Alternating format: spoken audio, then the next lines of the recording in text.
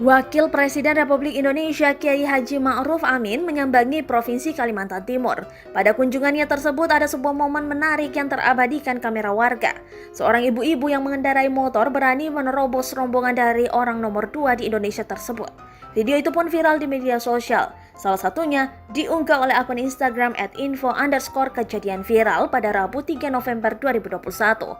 Pada postingan tersebut, terlihat rombongan RI2 dikawal mobil dan motor patwal. Dari arah yang berlawanan datang ibu-ibu dengan mengendarai motornya. Lalu, ia akhirnya diberhentikan oleh seorang polisi, sehingga mobil dari RI2 bisa terus berjalan.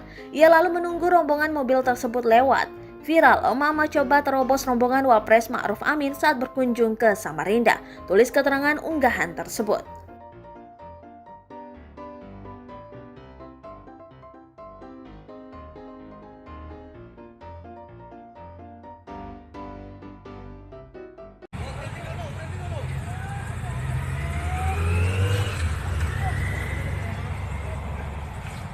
Kejadian langka ibu-ibu ini, momen robos disuruh berhenti. Selamat datang RI2 di kota tercinta Samarinda.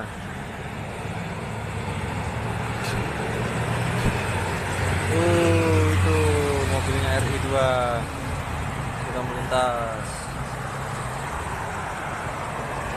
Terima kasih sudah nonton. Jangan lupa like, subscribe, dan share ya.